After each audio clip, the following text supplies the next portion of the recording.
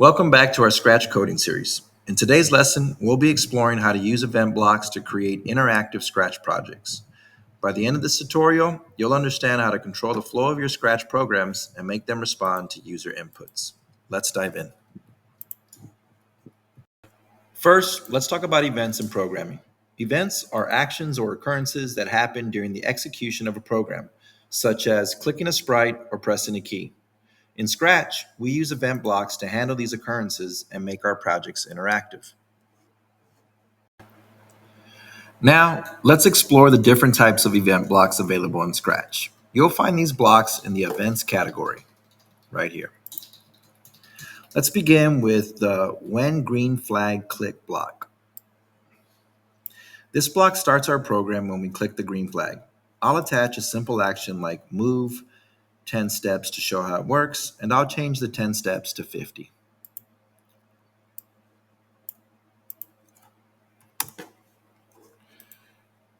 Now, when I come over here and I press the green flag, you'll see the character move. Next, we'll use the When Space Key Press block. This block triggers an action when a specific key is pressed. You can pretty much use any key on the keyboard. I'll attach a play sound until done block to it. Let's go to Events, bring this one out, and then we'll go to Sounds, and we'll play the meow sound until done. So now when I press the space bar, you will hear him make the meow sound. I'll go ahead and change that to another key just so you could see. It could pretty much be, or we'll press the B. If you hit this drop-down menu, you'll see that it's pretty much any key on the keyboard.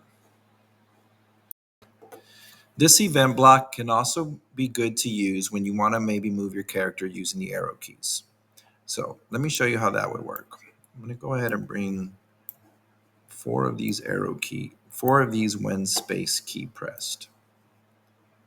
And I'm going to change them to the different arrows. Up arrow, down arrow, right arrow, and left arrow. Next, I'm going to go to the motion category, and we will use the X and the Y. So for the up arrow, I'm going to use actually the change Y, and we could change this to 50.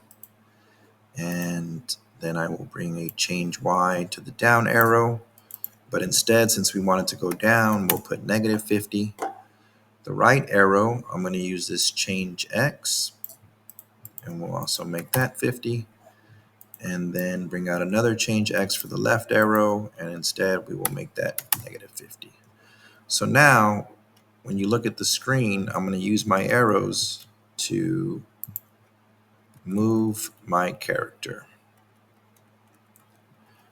So I can move them up, down, to the side. Now we'll use the When This Sprite Click block to trigger an action when the sprite is clicked. I'll attach a change color effect by 25 block. Let's go to Events, and we will bring out When This Sprite is Clicked. And then we'll go to Looks, and we will bring out the change color effect by 25.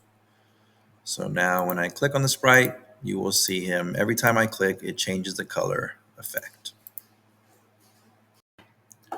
All right, now we're going to learn about this event block when the backdrop switches to. Okay, so we'll drag that one out. And we're also going to learn about when you go to the stage, because you can give coding to the stage, we're also going to bring out when stage clicked. Okay, and what we'll do is we want the stage to change to a different background when the stage is clicked. So in order to do that, you're going to have to come down here to choose a backdrop. Actually, you would come over here to the backdrops to change your backdrops and add one. Let's go ahead and click here, and we'll add a desert. And then we'll go back to the coding.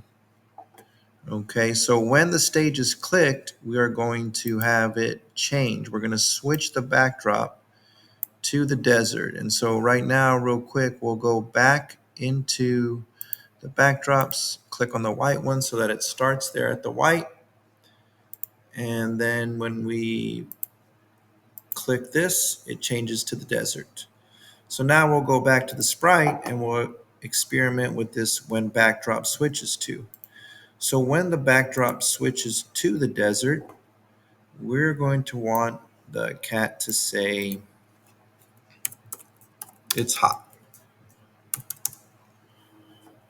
So we'll go back to the stage, change the backdrops to the white, go back to the coding, and just so you could see what the cat has on, we'll press the screen.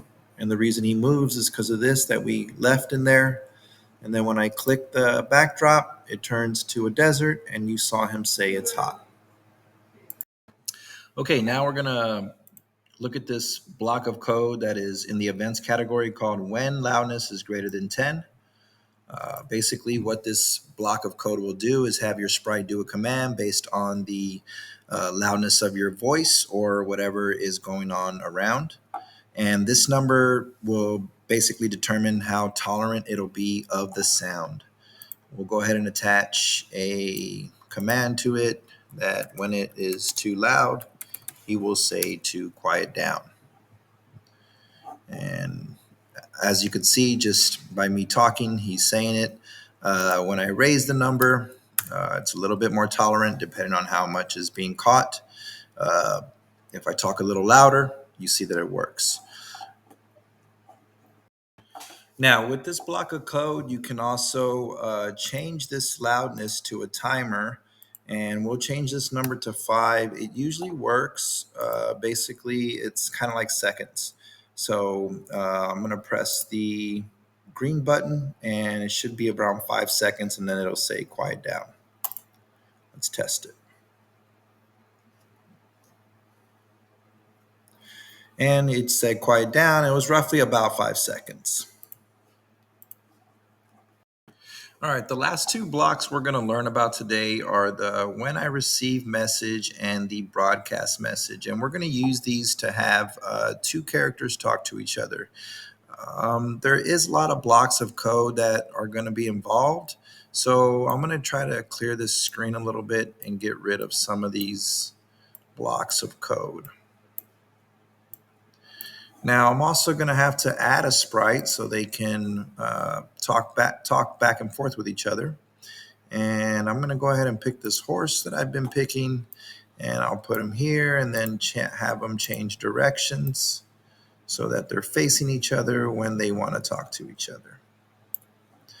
Okay, now I'm going to start with the cat, and I'm going to have the cat say hello first, or we could start with the screen flag, and then we will have him say hello. Maybe we'll have him say hello. We'll name this horse Wilbur. Now, he's going to say hello to Wilbur, but in order for Wilbur to receive this command and then respond back, we're going to have to go to events, and we're going to have to include this broadcast message. Now, here you're going to have to create the new message, and we'll call this one Hello Wilbur. Okay, now so we have the cat saying hello, and then we're sending the broadcast. Now we're going to have the horse receive the broadcast, and when it receives, it's already kind of set up for us. When it receives hello Wilbur, it is going to say, we'll call the cat Felix. So we'll have him say, good morning, Felix. And then again, just because we're having them say it, we also have to send the broadcast back to Felix. So we'll go to the events category, go ahead and send a broadcast, and we will have to name this one something different. Maybe this one we could just put good morning. You don't always have to put the whole phrase that you're having the character say. So we'll call that good morning, and then we'll go back to Felix, and we will bring out when he receives the good morning, we're going to have him say, let's let's have them say, how's your morning been? We'll have a question mark. Then we'll go back to events. We'll have them broadcast. And this one we will call how's, to make it short, we'll put how's the morning. And then we'll go back to the horse and we will have him, when he receives how's the morning, we will have him say,